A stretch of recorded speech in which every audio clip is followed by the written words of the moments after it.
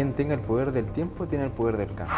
¿Y qué significa esto? Quien pase más tiempo con ese niño tiene la probabilidad de cambiar los comportamientos de ese niño.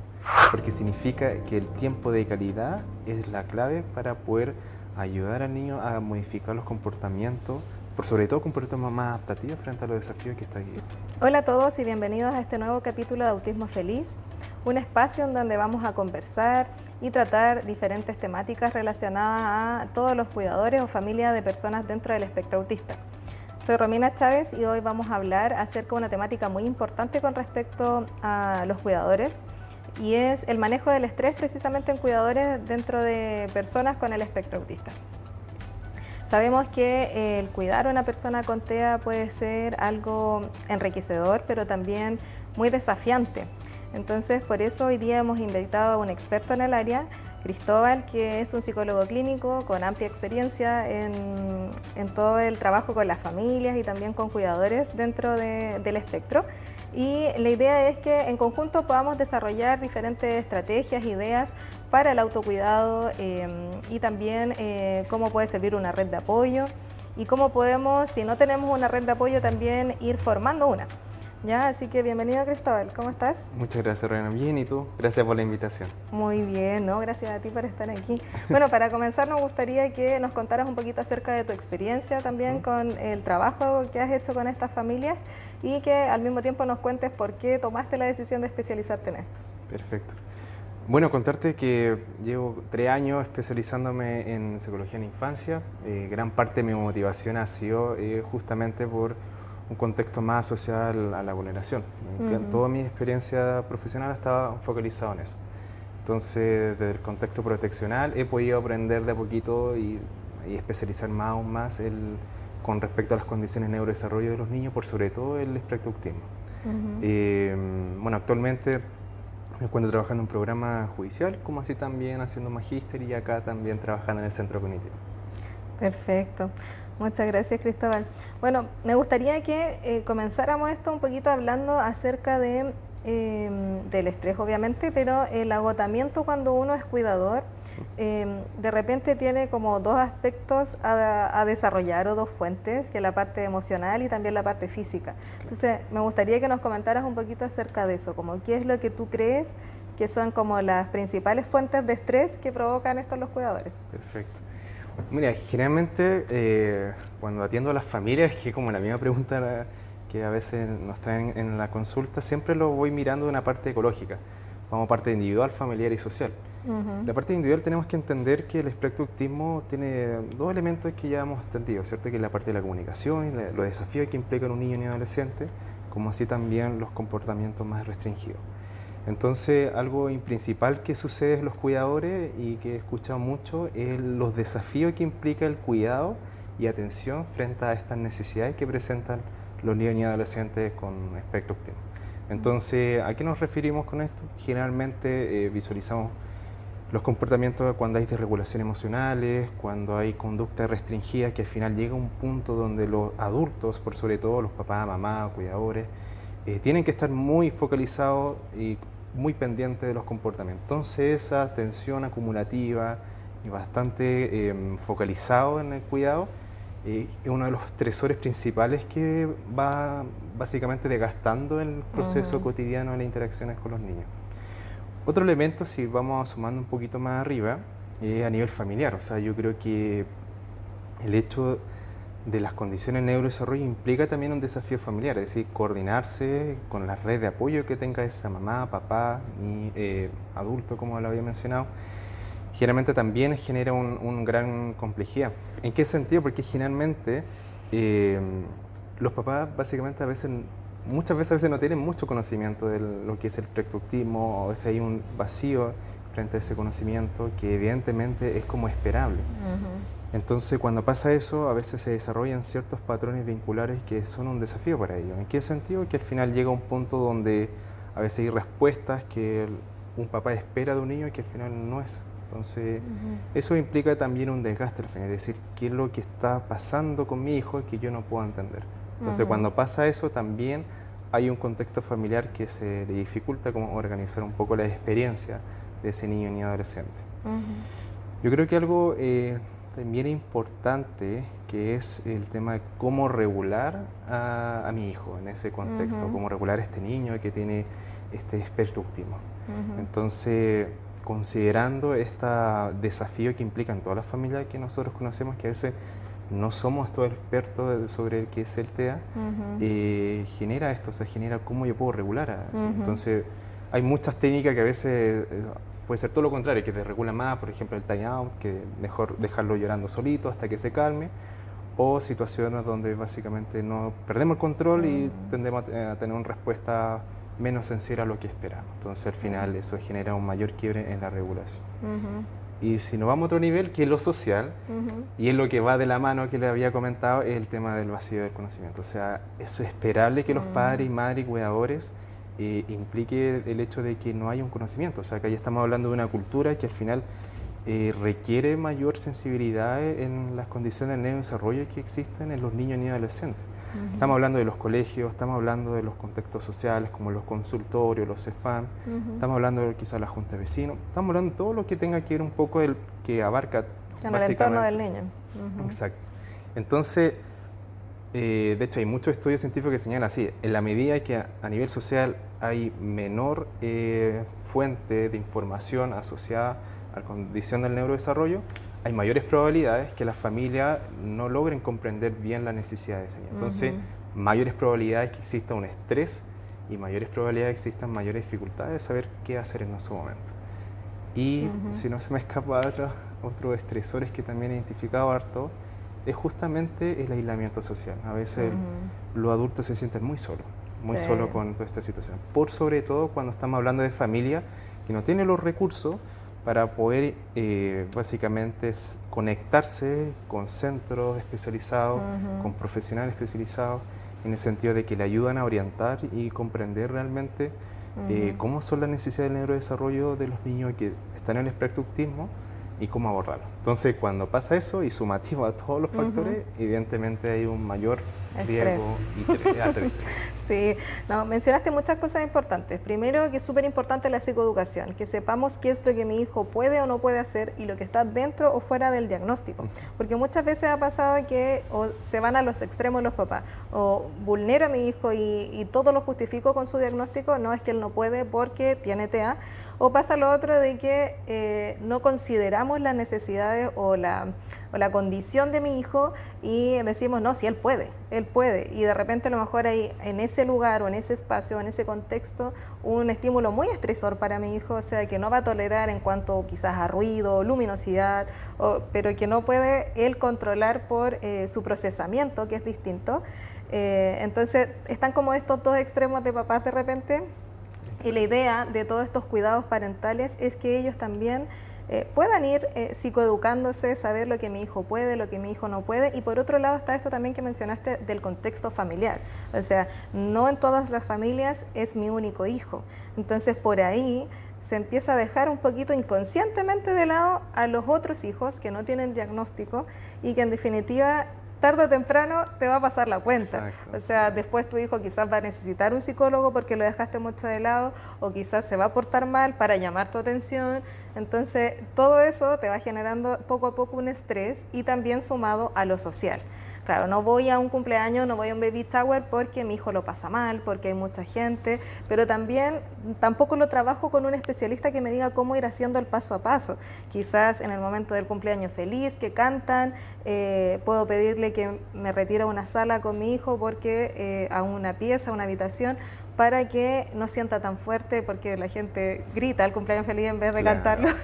Entonces, como buscar esas cosas, quizás guiadas también por un profesional, me va a servir para que en algún momento él pueda llegar a sociabilizar y estar incluido en un espacio y no me tenga que yo restringir o yo distanciar porque no tengo red de apoyo. Lo mismo también que hablabas tú, o sea, de repente como que nos preocupamos mucho de qué necesita mi hijo, y no lo que necesito yo. Entonces, al no tener eso, por ejemplo, no sé, una salida mensual quizás de pareja, en donde tú mencionabas, no tienen red de apoyo por este aislamiento social que se provoca, que no puedo darme tiempo para mí, o me siento culpable por tomarme un tiempo para mí si mi hijo tiene cierta condición. Entonces eso es como lo que yo creo que hay que ir como sacando este estigma, y esta es la idea de este capítulo, de que ellos también se reconozcan como personas que tienen necesidades y se puedan dar el espacio y el tiempo que requieren. Sí, perfecto. Ahí, de hecho, Romina, profundizaste todos los puntos que te había comentado, o sea, que es genial, o sea, porque la diversidad de los factores estresores es gigante, o sea, como, es como difícil controlar y conocer un poco los factores, pero lo que tú comentaste, por sobre todo las familias, es algo clave para comprender la necesidad de los niños y adolescentes que tengan el espectro autista. Bueno, entonces con respecto a lo mismo, de que estábamos hablando de que no solamente irrumpe en el cuidador, sino que en toda la dinámica familiar, ¿qué es lo que tú consideras que es lo como más afectado dentro de una dinámica familiar cuando hay un paciente, o sea, hay un niño o niña o adolescente o adulto, que también puede pasar que sea el papá quien tiene TEA, en la dinámica familiar? ¿Cómo afecta esto a la dinámica familiar? Okay. Bueno, hay muchas maneras que el estrés en los adultos afecta a la dinámica familiar, quiero decir. Principalmente una de las cosas que tú habías profundizado mucho es que cuando los adultos se sienten muy solos, justamente por el hecho de no saber qué hacer en esos momentos, de cuando hay desregulaciones en mis hijos, cuando pasa esto de que estoy enfrente a cosas que no estoy comprendiendo muy bien del niño que estoy visualizando, siempre vamos a acudir a un adulto, porque generalmente, y eso entre paréntesis, siempre somos personas como sociales, porque siempre vamos a recurrir a alguien para buscar apoyo. Entonces, ¿dónde sucede el conflicto familiar? Por ejemplo, si soy una mamá, un papá o un adulto donde no sé qué hacer, entonces siempre voy a recurrir a la persona que estoy pensando para buscar ayuda. Entonces puede ser mi esposo, mi marido, no sé, o otras figuras familiares sean esenciales. Claro, de repente viven también con sus mamás, entonces el niño vive con la mamá y la abuela.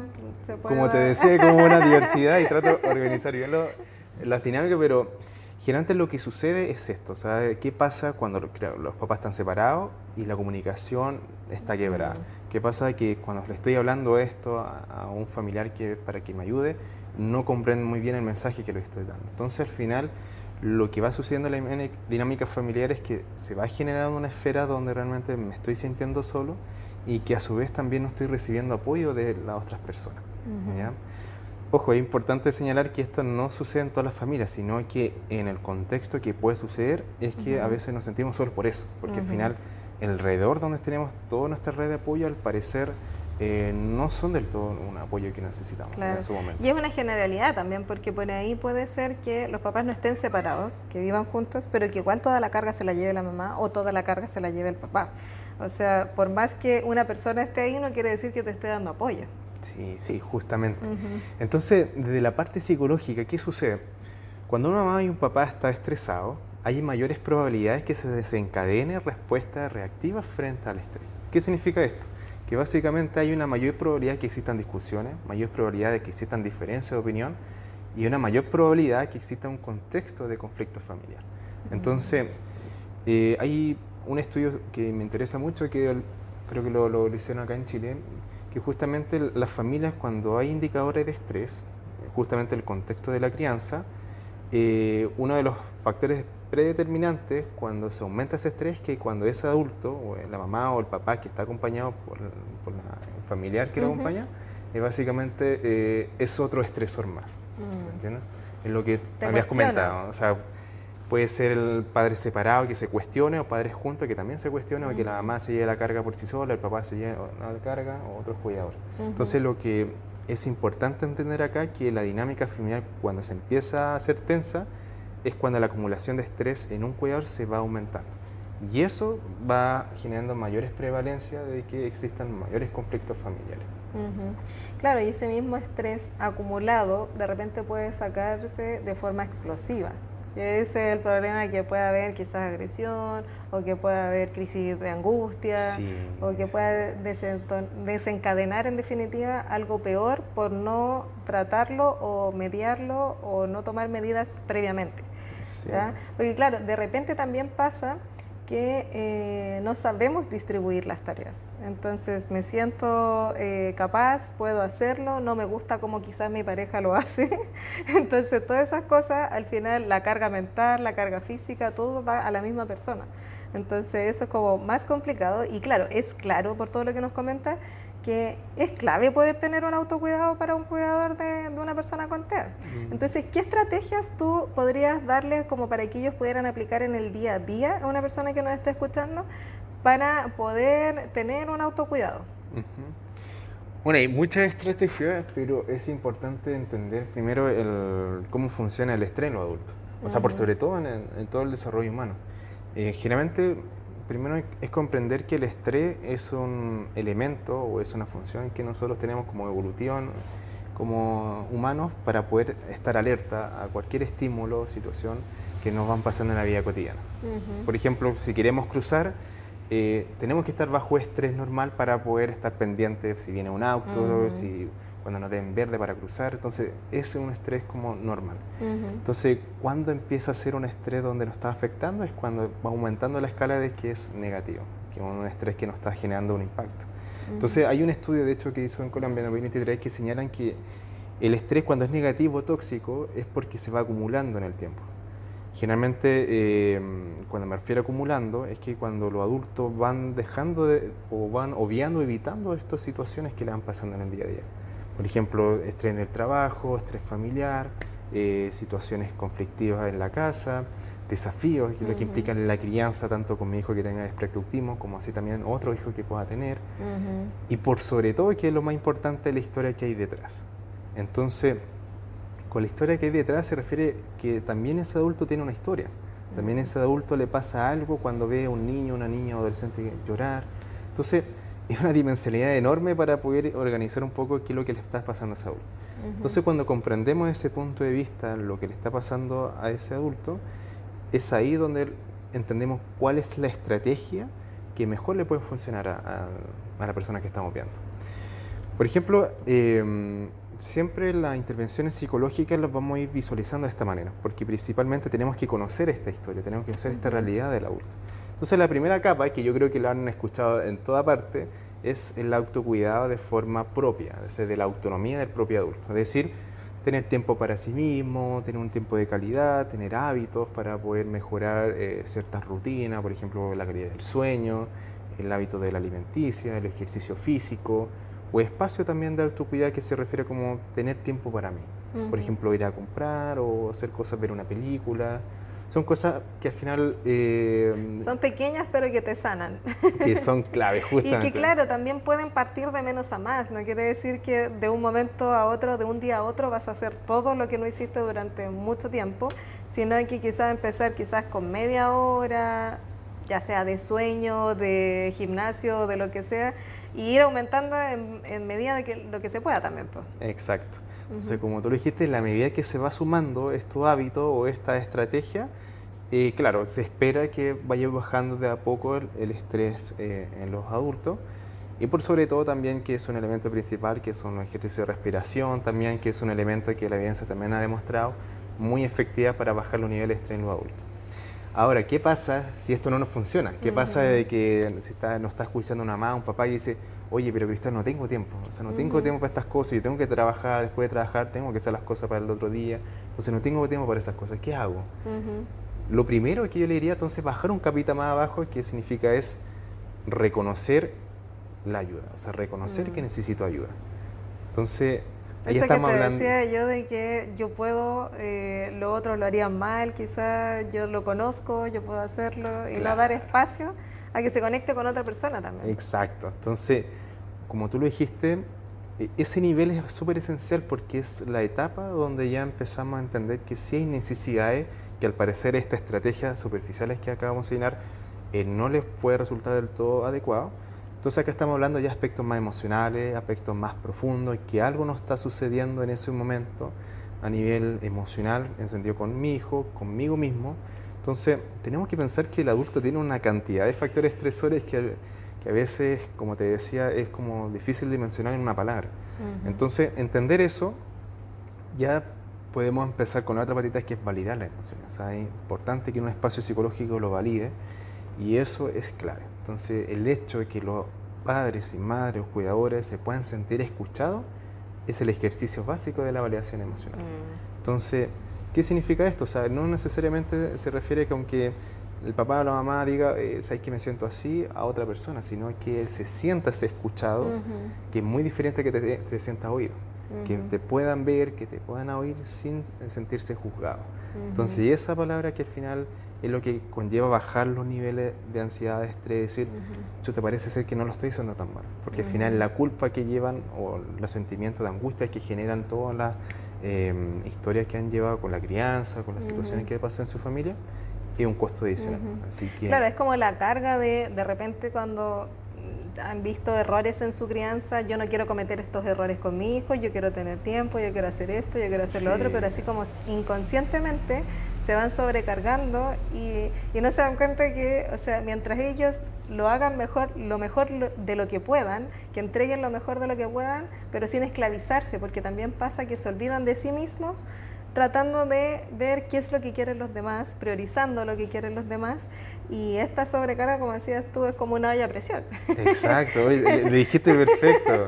Entonces nos pasa después obviamente la cuenta, y claro, o sea, el primer paso para eso es como decías tú, o sea, sentirme escuchado y tener conocimiento y entender que todos necesitamos ayuda, ya sea para conversar o para que vean a nuestro hijo un ratito, para que se puedan vincular, pero el poder reconocer que necesitamos ayuda, yo creo que es algo que todos tenemos, así como, no, yo puedo solo. Sí, perfecto. Pero el poder reconocerlo para mi propio cuidado es como algo que debemos trabajar como en el día a día para poder, en definitiva, no sobrecargarnos y no llegar al estrés. Exacto. De hecho, dijiste algo muy importante, esto de mi propia carga emocional, que en psicología también le decimos la transgeneracionalidad, que es básicamente un concepto que se refiere que el propio adulto también tiene una historia detrás, tiene su propio niño, que puede ser un niño herido. Entonces, al final, es una historia. Entonces, eso es lo magnífico de las terapias, que al final nos vamos dando cuenta que al parecer pasa algo cada vez que vemos a ese papá cuando va hablando sobre su hijo. Y estas terapias también es autocuidado, porque en definitiva un especialista me va ayudando, me va guiando a descubrir estas instancias donde necesito ayuda, donde necesito ser escuchado, y como decías tú, o sea, ser oído es diferente a ser escuchado, o sea, que tu pareja llegue y te diga cómo te fue hoy día para que le respondáis bien o mal, es diferente si viene y te dice, ¿qué hiciste hoy? Claro. Para entablar una conversación un poco más larga, para poder tener un feedback y ahí efectivamente sentirte escuchado. Exacto, yo creo que eso es lo magnífico. Y de hecho, agregando lo que tú estás contando, muchos padres vienen con la disposición de tener más conocimiento igual sobre su hijo, todo eso. O sea, esto es lo que pasa mucho, y de hecho me han llegado muchos papás que me dicen, yo sé mucho del TEA, sé mucho del TDAH también, que también es muy nombrado, pero aún así no puedo entender a mi hijo. Entonces, ¿qué está pasando ahí? Y es lo que estamos hablando. Porque evidentemente cuando estás en una situación de estrés, lo que busca es solución. Eso es lo que hace tu cabecita, por lo tanto, busca solución. A la vez te bloquea, ¿no? Claro, pero lo que sucede básicamente es que tus emociones como adulto está tan intensa que básicamente el hecho de llevarlo a la práctica te resulta difícil, porque lo práctico sí o sí va a implicar disponer algo emocional tuyo. Entonces, nuevamente volvemos al tema, o sea, en la medida que el adulto se sienta más estresado, en la medida que el adulto tenga un estrés parental mucho mayor, va a ser muy complejo llevar a la práctica esa herramienta que está adquiriendo. Entonces, una cosa es conocimiento y otra cosa es llevar a la práctica, y la práctica implica que tener una disposición emocional distinta. Y eso también va muy de la mano a lo que tú dijiste, o sea, cuando uno en terapia hace un estudio propio a nivel emocional, no todas las personas necesitan lo mismo, y un niño con TEA tampoco. O sea, no por compartir un diagnóstico, dos niños con TEA pueden ser completamente diferentes, tener necesidades diferentes y habilidades también diferentes. Entonces, por eso es importante también la guía de un profesional que vaya a tu caso de manera individual y que te ayude en base a las necesidades de tu hijo y a tus propias necesidades. No es como una receta mágica que podemos encontrar en internet o en biografía, porque cada niño es particular. Exacto, como tú lo dijiste. Sí, por ejemplo, no se me ha pasado, No sé, hay mamás que le funcionan mucho, o papás que le funciona mucho el ejercicio de respiración, por ejemplo, a un niño de 7 años, 8 años. Pero un papá y mamá con los mismos quizás indicadores o mismos similares hallazgos, no les funciona. Entonces, porque es muy diferente. Sí, Cada de todas historia es maneras. individual. Oye, y volviendo un poquito, retomando con lo que tú decías de esto de aceptar que necesito ayuda, está muy relacionado a lo que hablamos de las redes de apoyo. Entonces, ¿cómo una persona, o sea, cuál es la importancia de la red de apoyo? Y de la mano también de eso es, si yo no tengo red de apoyo, ¿cómo puedo empezar a formar una red de apoyo? Si ya desde ahora tomo la decisión de autocuidarme. Claro, claro. La red de apoyo es fundamental por muchos sentidos, principalmente porque no me voy a sentir, o sea, no me siento sola con la compañía de alguien. Es lo principal, no me siento sola frente a un problema o un desafío que estoy afrontando actualmente. O sea, en todos los sentidos, no solamente en un contexto de que estamos hablando acá de condiciones de neurohistoria, en todos los sentidos. O sea, cuando estoy enfermito o estoy enferma, voy a necesitar de alguien. O sea, Sí. es una filosofía muy hermosa que hemos aprendido de mucho tiempo. Nosotros somos seres humanos que ha evolucionado gracias a un otro. Sí, Nosotros no hemos desarrollado solos, entonces sí o sí vamos a necesitar de un otro para poder apoyar. Por eso es importante las redes de apoyo. Entonces, partiendo de esa base, la red de apoyo puede funcionar por un punto de vista de acompañamiento emocional, cuando estamos hablando de que hay figuras, miembros familiares que me están ayudando mucho a poder sobrellevar este dolor que quizá me causa los desafíos que implica la crianza de mi hijo.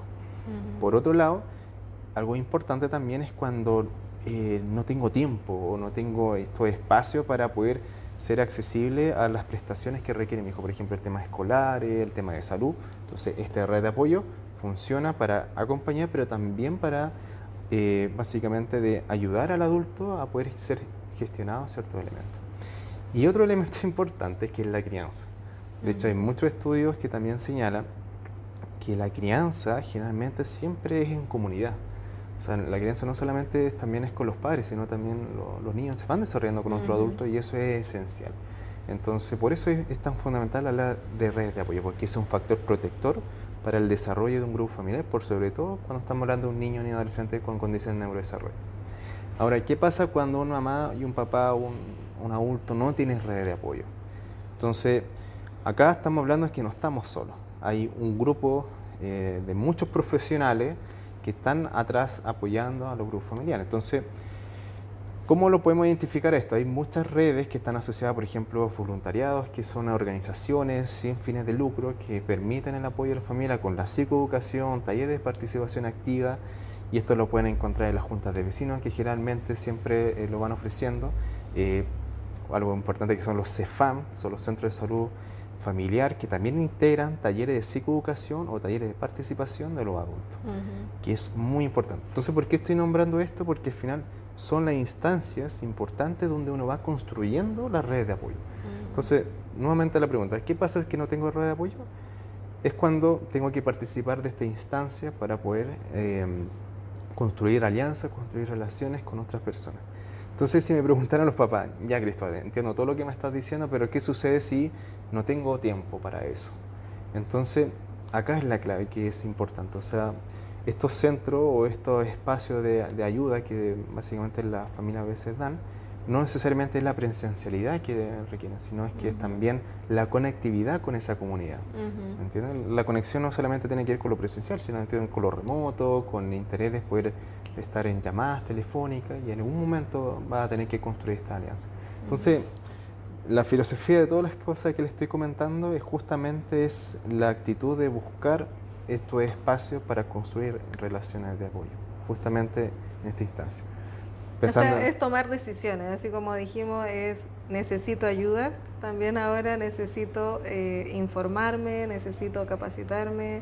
Es como el primero reconocer la necesidad que tenemos como cuidadores de poder buscar este apoyo y también ser flexibles en el apoyo que recibimos. O sea, de repente no podemos de manera presencial, pero tenemos de manera virtual, o de repente también a lo mejor se la vamos a dejar a mi mamá que, no sé, mi hijo, yo no le doy ciertas cosas y ahí le dan y no le respetan como su crianza o lo que sea. Entonces, también son cosas manejables, conversables, en que uno tampoco puede tener el control de todo en su vida Y eso hay que también aprender a soltar un poco, Claro. porque si estás pidiendo y estás reconociendo que necesitas ayuda, deja también al otro equivocarse, deja al otro que conozca a ese niño, porque en definitiva no va a estar siempre contigo. En algún momento se tiene que desarrollar con un entorno, ya sea en colegio, en el área de salud, en el área de estimulación.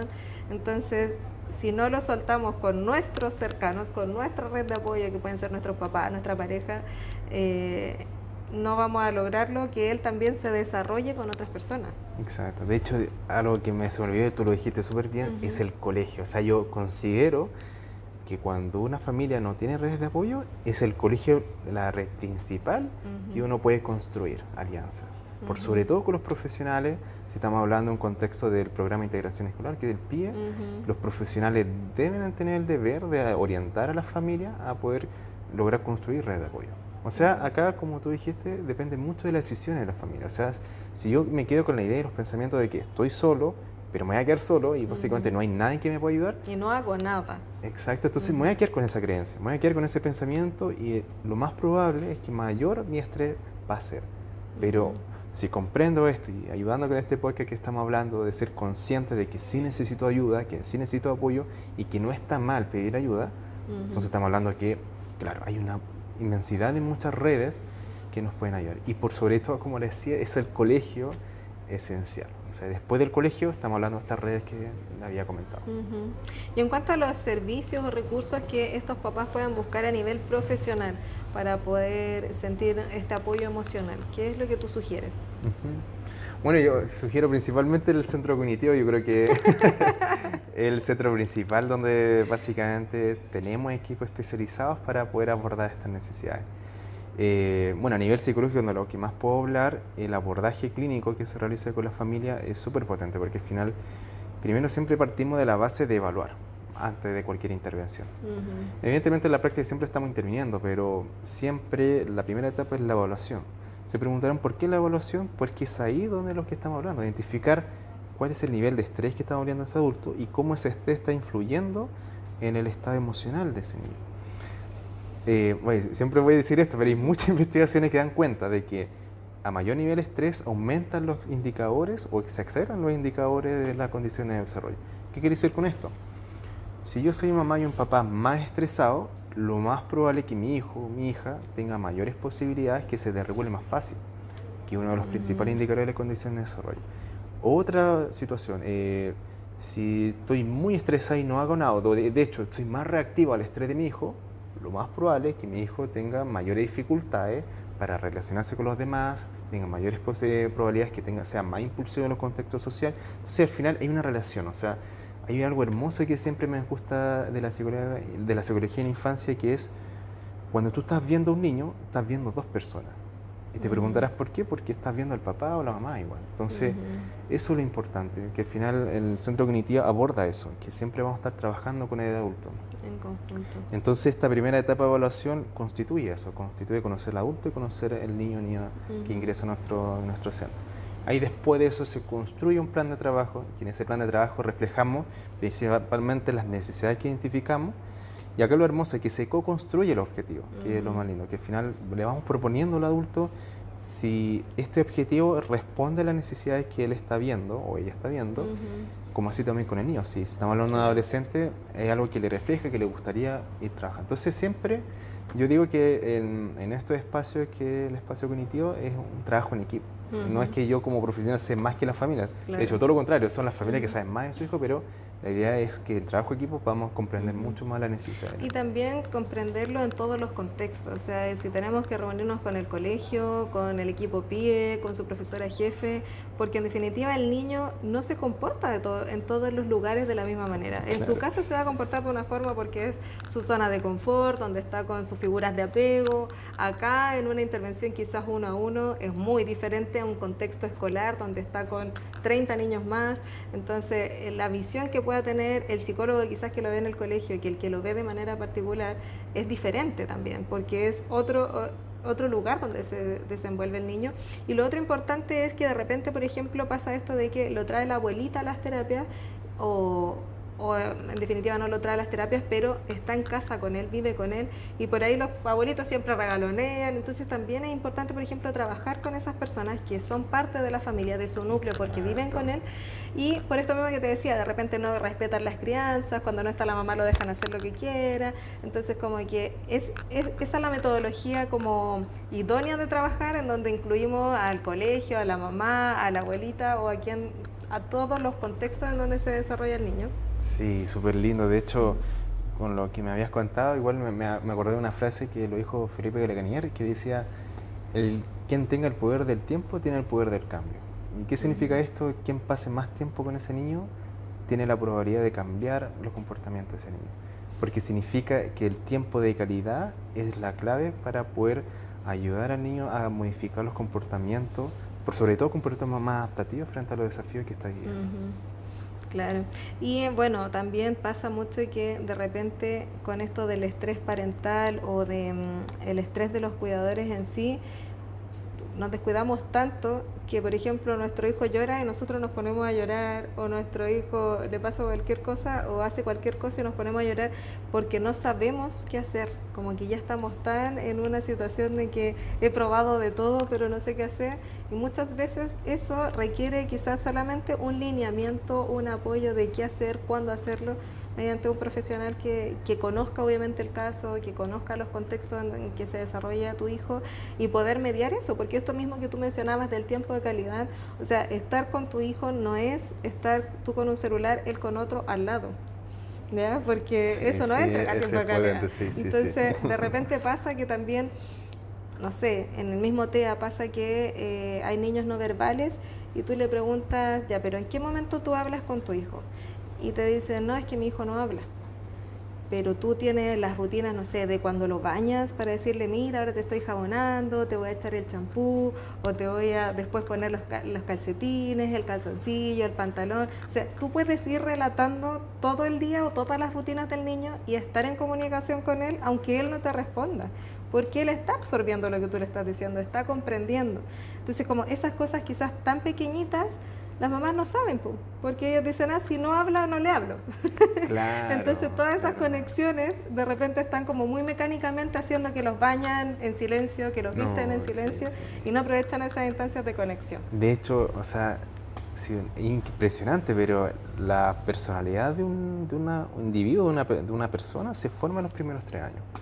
¿Por qué? ¿Por qué se forman los 3 años? Porque al final son los 3 años donde está potencialmente activo la neuroplasticidad. Básicamente que un concepto clave que es la formación de neuronas que van desarrollando áreas cerebrales que son fundamentales para la personalidad de una persona. Claro, los niños absorben mucho más. Exacto, entonces sus cerebros son más moldeables. Es increíble eso, porque a veces nos pasa mucho con la interacción con los profesionales. No, se me ha pasado mucho con profesionales que me dicen, no, ese es un niño de 2 años, 1 año, una guagua, y no se hace intervenciones porque es muy pequeño. Es muy pequeño. Y yo como, no, todo lo contrario, es ahí donde hay que hacer más intervenciones para poder favorecer el desarrollo de los chiquillos. Perfecto. Oye, Cristóbal, entonces para ir cerrando, si tuvieras que dejarle un mensaje a los auditores, alguien que se sienta como cuidador ya muy abrumado, que no vea una luz al final del túnel, ¿qué le dirías para comenzar a darle importancia al autocuidado? Ok, bueno, yo les diría que no están solos. Yo creo que una frase que ahora estoy recordando mucho y que es muy linda, o sea, la única persona que siempre va a estar al lado tuyo para el resto de tu vida eres tú mismo. O sea, el que te des cuenta, que valides que realmente necesitas ayuda, es el primer paso para poder lograr como trabajar con tu propio estrés. Entonces yo doy ese mensaje que no están solos, que hay muchas redes de apoyo de podamos trabajar, y por sobre todo muchos profesionales que tienen la vocación de poder adquirir esta linda profesión que es ayudar a las personas en ese sentido. Perfecto, muchas gracias Cristóbal por tu tiempo y por apoyar esta dinámica de poder divulgar información para poder tener cuidadores más contentos y más eficientes al poder tomar estos consejos y poder darle la importancia que requiere el autocuidado. Muchas gracias a ti, Robina.